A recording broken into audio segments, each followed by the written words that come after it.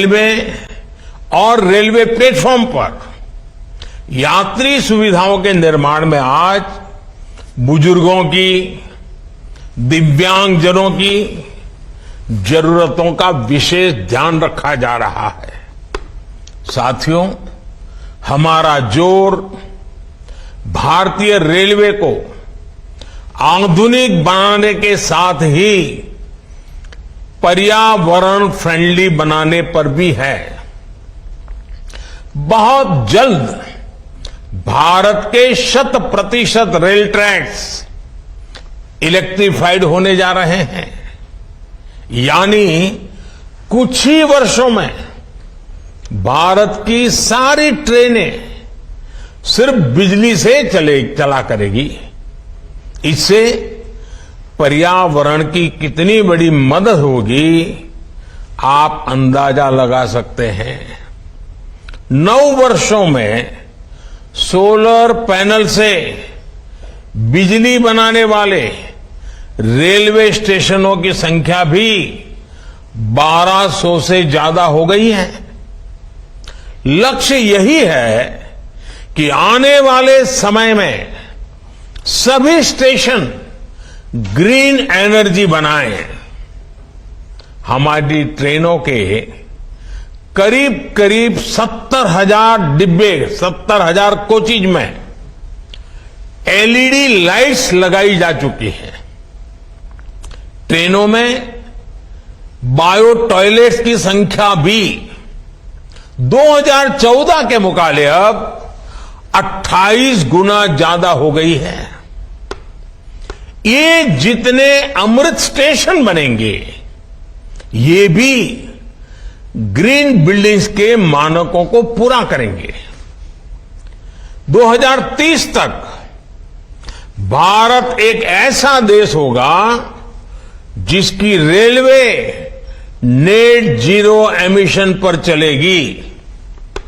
साथियों, रेल ने दशकों से हमें अपनों से मिलने का बहुत बड़ा अभियान चलाया है, काम किया है। एक प्रकार से देश को जोड़ने का भी काम किया है। अब ये हमारी जिम्मेदारी है कि हम रेल को एक बेहतर पहचान और आधुनिक भविष्य से जोड़ें और रेल की रक्षा, व्यवस्थाओं की रक्षा, सुविधाओं की रक्षा, स्वच्छता की रक्षा, एक नागरिक के नाते उस कर्तव्य को हमें निभाना। अमृतकाल कर्तव्य काल भी है। लेकिन साथियों, कुछ बातें जब हम देखते हैं तो मन को पीड़ा भी होती है। दुर्भाग्य से हमारे देश में विपक्ष का एक धड़ा आज भी पुराने ढर्रे पर चल रहा है। वो आज भी खुद तो कुछ करेंगे नहीं और किसी को करने भी न देंगे, न काम करेंगे न करने देंगे। ये रवैये पर अड़े हुए हैं। देश ने आज की और भविष्य की जरूरतों की चिंता करते हुए संसद की आधुनिक इमारत बनवाई। संसद देश के लोकतंत्र की प्रतीक होती है। उसमें पक्ष विपक्ष सबका प्रतिनिधित्व होता है। लेकिन विपक्ष के इस धड़े ने संसद की नई इमारत का भी विरोध किया। हमने कर्तव्य पथ का विकास किया तो उसका भी विरोध किया गया। इन लोगों ने 70 साल तक देश के वीर शहीदों के लिए वॉर मेमोरियल तक नहीं बनाया। जब हमने नेशनल वॉर मेमोरियल बनाया, उसका निर्माण किया, तो इसकी भी सरेआम आलोचना करते उनको शर्म नहीं आई। सरदार वल्लभ भाई पटेल का स्टैच्यू ऑफ यूनिटी आज दुनिया की सबसे बड़ी मूर्ति है। हर हिंदुस्तानी को गर्व होता है। और कुछ राजनीतिक दल चुनाव के समय तो सरदार साहब को याद कर लेते हैं, लेकिन आज तक इनका एक भी बड़ा नेता स्टैच्यू ऑफ यूनिटी में जाकर के सरदार साहब की इस भव्य प्रतिमा के न दर्शन किए न उन्हें नमन किया है। लेकिन साथियों, हमने देश के विकास को इस सकारात्मक राजनीति से आगे बढ़ाने का फैसला किया है और इसलिए नकारात्मक राजनीति से ऊपर उठकर सकारात्मक राजनीति के मार्ग पर एक मिशन के रूप में हम चल रहे हैं। किस राज्य में किसकी सरकार है, कहां किसका वोट बैंक है, इस सब से ऊपर उठकर हम पूरे देश में विकास को सर्वोच्च प्राथमिकता दे रहे हैं। सबका साथ, सबका विकास, ये धरती पर चरितार्थ करने के लिए जी जान से जुटे हैं। साथियों, पिछले वर्षों में रेलवे युवाओं को जॉब देने का भी बहुत बड़ा जरिया बनी है।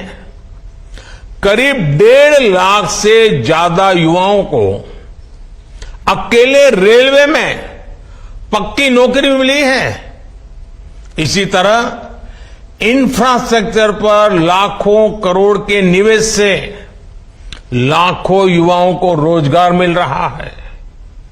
इस समय केंद्र सरकार 10 लाख युवाओं को नौकरी देने का अभियान भी चला रही है। रोजगार मेलों में लगातार युवाओं को नियुक्ति पत्र मिल रहे हैं।